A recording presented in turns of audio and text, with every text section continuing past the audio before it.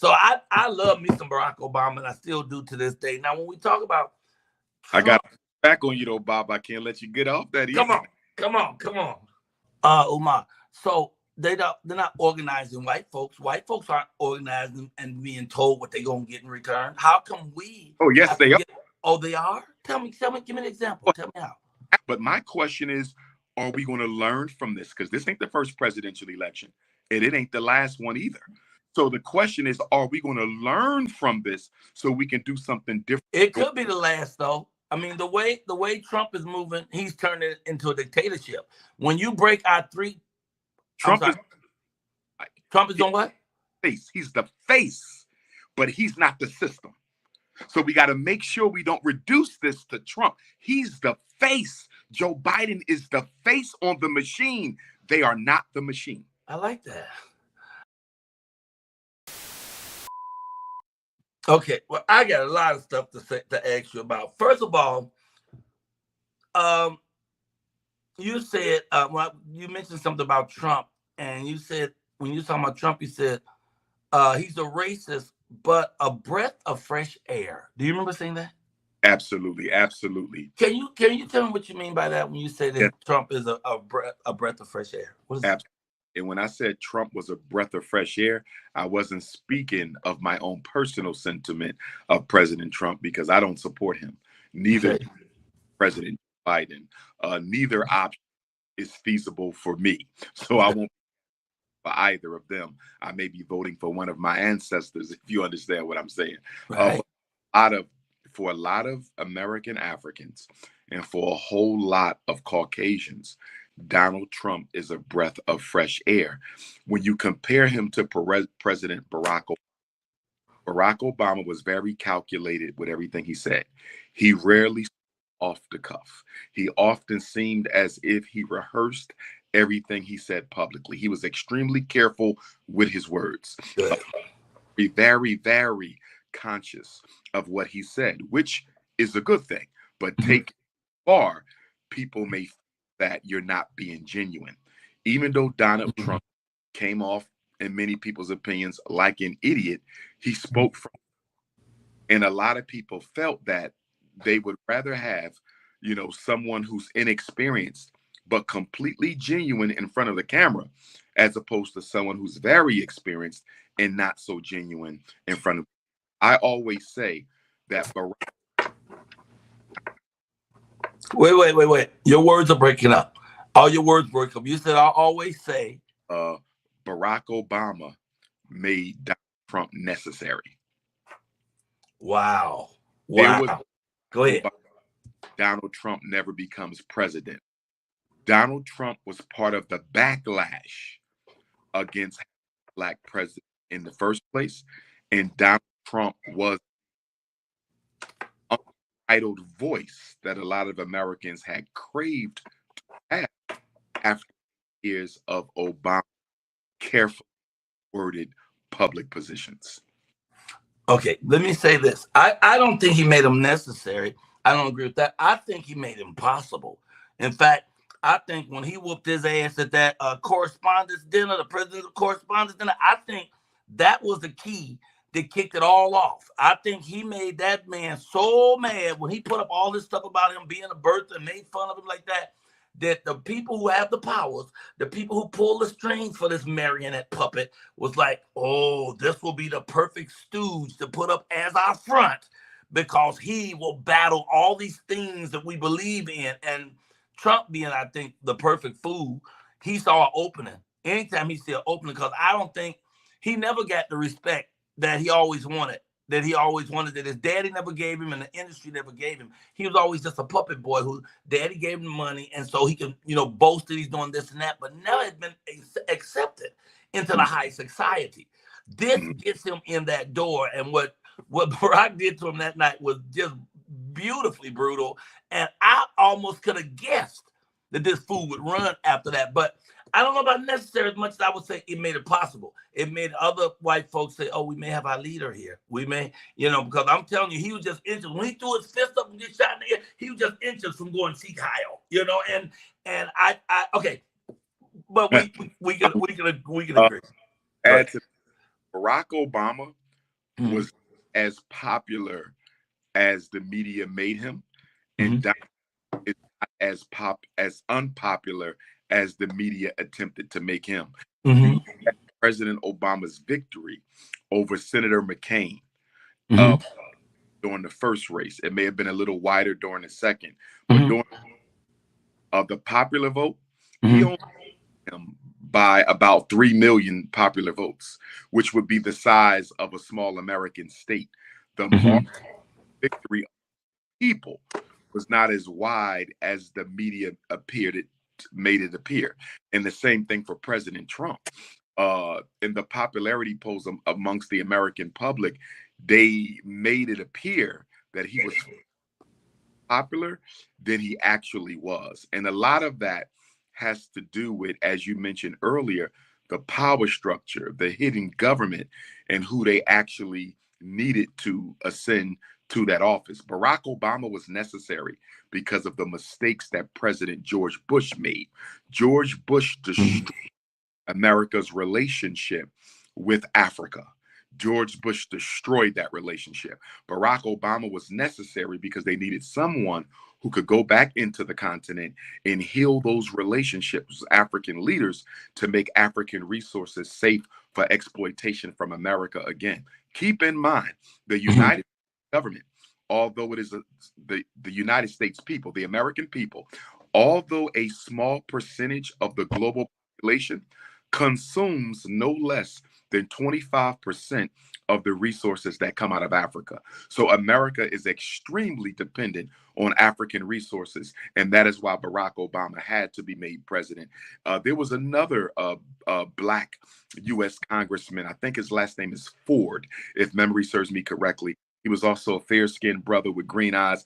They were considering him as well, but they felt Barack Obama would have been the safer of the two picks because he was not a direct descendant of the enslaved African. And so the power structure felt that he would not have the loyalty to Black America that someone else would have had they been a descendant of an enslaved African. And the other Mm-hmm. Obama was made president is because they had the psychosexual agenda against Black public school students in the interest of population control. So they needed Barack Obama to get Black America to accept childhood transgenderism, to accept childhood LGBTQism. And so Barack Obama is the first president in American history to not only approve same-sex relationship, but approve the teaching of same-sex relationships to our children in public schools. So he became very, very necessary. And Donald Trump is necessary because, as you mentioned already, Baba, he is a warmonger. Donald Trump is willing to go to war. And as a Oh, yeah. business, he is very much about money over the best interests of the American people. So Donald Trump became necessary for corporate reasons and for military reasons. Presidents are always chosen for a domestic reason and an international reason. Mm. All right. I want you to try and see if your Wi-Fi will work. Okay. Only because I'm losing some of your words. And Okay. while you working on that, here's what I'm gonna have you think about: Black Trumpers and Black Uncle Toms in general. Hey man, we'll go back to the Raggedy Farm because we want you here. So I love me some Barack Obama, and I still do to this day. Now, when we talk about I Trump, got back on you though, Bob. I can't let you get off that come easy. on, come on, come on. Respectfully, Baba. Here's my Barack Obama supporters. Okay. Take the emotionality out. And when Mm. Black symbolism out of the Obama administration, Mm-hmm.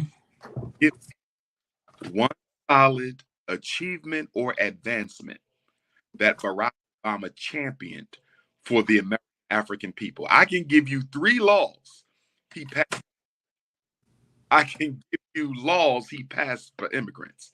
I can give you laws he passed for women. Can you give me one thing he did for the American African people? Nothing. Barack Obama did That's nothing. I wish I was more stacked up with my knowledge on that, but that's absolutely that's It was, patently false. I don't it, agree with that at all. Okay, it, go it, ahead, keep going. it was empty symbolism. And here's the biggest problem. And this is not Obama's fault. I want to be clear. This is on us. Okay. To his credit, to his credit, President Obama never said he would do a single thing for Black people. to his credit. Therefore, I have to fault us as a community for acting like Barack Obama was some kind of a solution, because in doing that, we bought the American power structure 8 years of time to reorganize, remobilize, and re-energize. So as I always say, Barack Obama rocked us to sleep, and Donald Trump was the alarm bell that woke us up.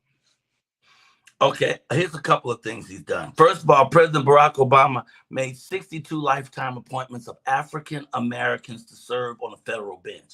First of all, this includes 9 African American circuit court judges. That's okay, token.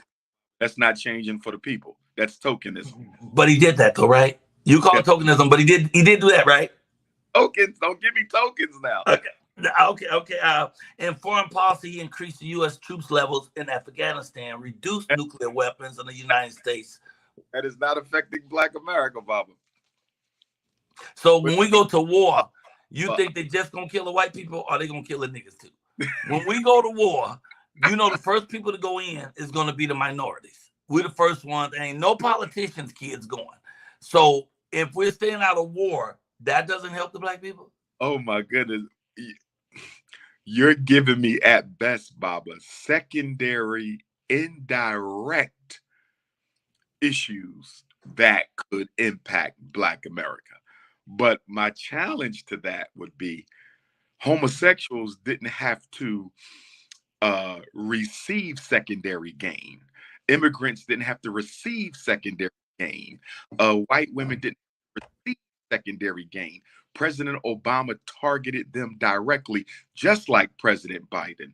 And we can even zero out of President Obama alone, because I know a lot of your viewers, because of their emotional attachment to him, can't really participate in a non-emotional political assessment of Barack Obama's lack of support for Black America. But if we just look at the Democratic Party, let's just go from Clinton's 8 years and Obama's 8 years and Biden's 4 years. We struggled more, and I am no Republican supporter. I want to be very clear. I don't support either plantation, but we struggled more under the Democrats than we did under the Republicans. It was the Democrats who criminalized child support. It was the Democrats who kicked millions of Black women with children off of welfare. It was the Democrats who gave us the crime bill. It was the Democrats who took Black people's civil rights gains that our ancestors fought for and gave them to the homosexuals and immigrants. It was the Democrats who gave us the anti-Asian hate crime bill and anti-transgender crime bill and gave Black people absolutely nothing. All of this took place under the Democrats. We struggled more under the blue than we have under the red. Well, I don't know about the blue or the red. I know I've always voted Democratic, but are you telling me that Trump is doing good stuff for Black people? No. Here's what I'm saying. Again, for neither party. Neither party. What I'm saying is we are. What's that again? It went out. I got you, Baba. We are making a mistake as a people by ourselves with either party in a permanent fashion. We have been Democrat since FDR 1933. This is 1924. So 9 years, Baba, we would have voted overwhelmingly Democrat for an entire century. And my question is, what has the Democratic Party done for the American African people to justify 100 years of loyalty? When you align yourself with people who don't do anything, you're asking for exploitation and abuse. And when you don't have a conversation with the people in the other party sitting across the hall, they won't take it seriously either, because everybody knows Black America is going to vote Democrat because the Black bourgeoisie has brainwashed them into thinking that the Democrats are always on their side, and not. We have to get out the dichotomy, Baba Mike. Jump this Democrat and Republican tug of war. That's not our fight. Our fight is for our empowerment. So let's have a conversation with Joe Biden.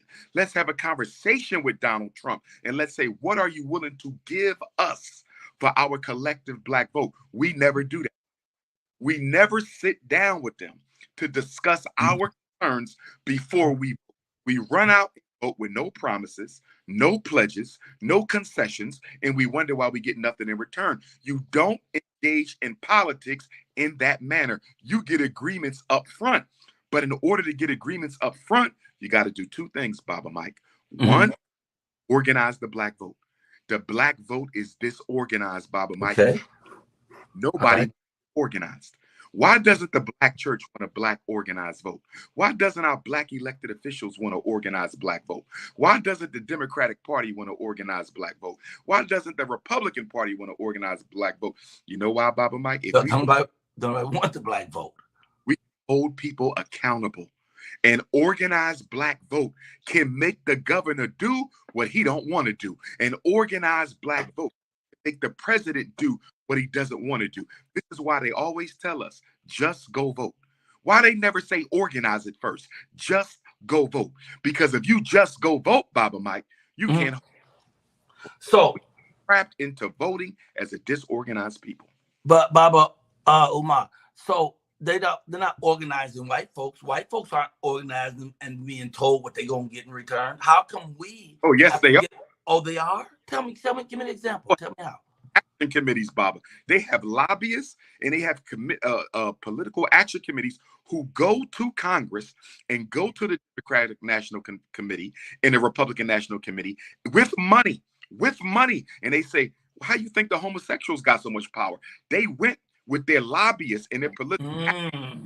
This is what the pharmaceutical industry does. This is what the agricultural industry does. This is what the European Jews do. It's what Latinos do. It's what feminists do. They organize their votes and they organize their money and they send their lobbyists and their political action committees to Washington, D.C. Baba Mike, where is our political action committee to improve the schools? Where is our committee for passing immigration? Where is our action committee against gentrification? Where's our political action committee against police genocide? Where's our political action committee against economic apartheid? Baba Mike, all the money we have. We are a $2 trillion people, Baba Mike. It makes no sense for us to be politically disorganized. We should be leveraging our money and weaponizing our influence to make change in Washington, D.C. that all Black people can benefit from, not just the Black bourgeoisies. So, but is that possible? Yes. How do we go about that? Because we've been here all this time and no one's put that together. How do we go about it? Here's a big issue we have, Baba Mike, and I'm sure you know. Okay. Wait, say that again, because we losing your sound a lot. So say it again. Let me try that Wi-Fi one more time. Try that Wi-Fi one more time. Let me try that one more time. Let me try that one more time. I can still speak though, Baba, if you can hear me. I can still hear you. And I'm gonna bring folks in about 5 minutes. So, but no problem, Baba Mike. Let me say this, Baba Mike. We approach our politics the same way that we approach our religion. And what I mean by that, Baba Mike, we vote for people because we like them. We don't vote for people based on policy. We vote for people on how they talk. That's what you do in church. You choose your church because you like the pastor. You choose your church because you like the sermons that the pastor gives. You like the way he presents and the way he articulates. That's okay for religion, Baba Mike. It's not okay for politics. We on Wi-Fi now. How am I sounding now, Elder? Am I better? I'm hearing you clear right now. But doesn't everybody choose that way? No, sir. Serious people, when the Asians decide who they're going to vote for, they looking at X's and O's. What am I getting? When the homosexual community decides who they're going to vote for, they're looking at X's and O's. What am I going to get for my vote? When European Jews, when Arabs, when Italians, when Irish. But I still remember that, though, when I was coming up, the Democrats, but that's all I knew because we were Black. And they always had all these different layers of people who would get the vote out.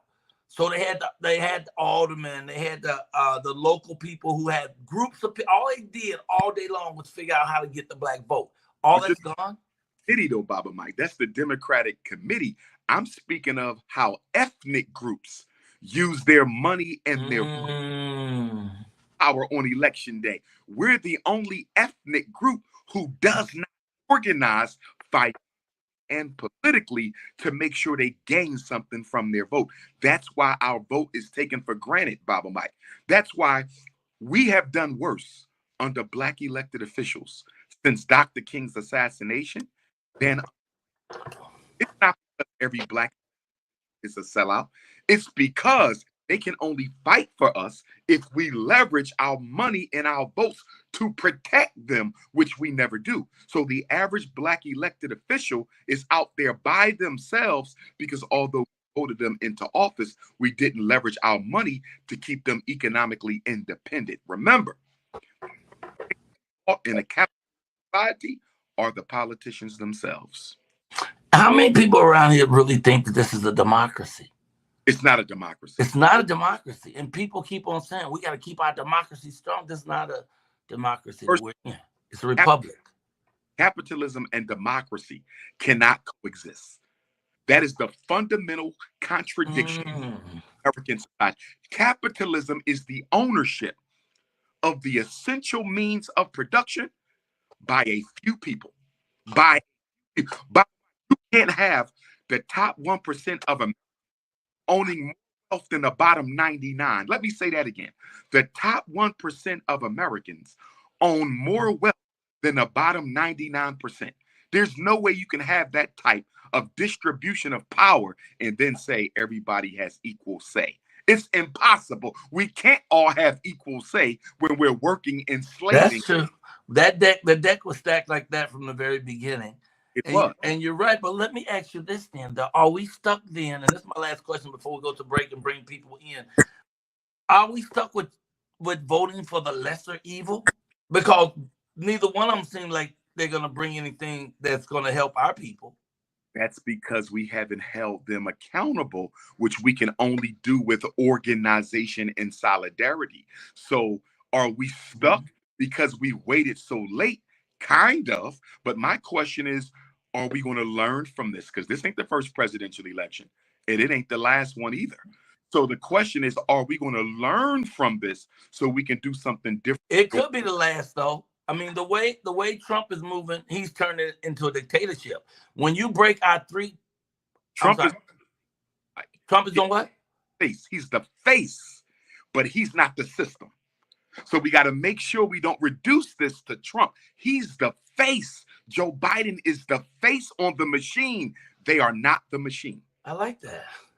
I like looking at that. But here's a guy who was stacked the Supreme Court because he put the three folks in to help him so that when he goes to the Supreme Court, he can get whatever he wants. Supreme Court has come out and said that this man, if you're president, you can get away with anything as long as you say that it comes under your presidential realm. Huh? Yeah, and the worst thing about complete immunity, first thing you're talking about is complete immunity for police. The way police killing niggas now, and without immunity, imagine what bloodshed that would be. And last thought I'm gonna give you, just think about these, because we coming right back with a couple of folks who are gonna speak with us. I invited others, but they got scared, I guess. The last thing I was gonna ask you about was police complete immunity. Who's brainwashed the most? Is it Black people or white people or the citizenry in a whole? You know, because I see people say, man, I want Trump, man. I made more money with Trump. But Trump, to me, is like the worst piece of mess in the world. They're trying to put 10 commandments back in school. This guy broke all 10 of them. I mean, it's like, it doesn't matter what he says. If he can get away with this and become president again, he can make himself president emeritus. He can be president for life. You know, and there may never be another president if he gets this kind of power. And I agree with you there, Baba, but we also got to keep in mind, okay, change faces all they want, but they will never change policy. And we have to make sure we don't get face and the personality. Focus on the policy. What is policy? Policy is more important than personalities. Personalities change. Policies can stay the same forever. Well, listen, I want you to we're going to take a 2-minute break. At which time I want you to do me a favor. Go all the way out and come all the way back in. That's what we usually do when people breaking up and then they'll keep the words together. Donald Trump said, oh, I can do whatever I want. Because if Barack Obama ain't got to be accountable to black people, I know. Why you think Joe Biden ignored us? You know why?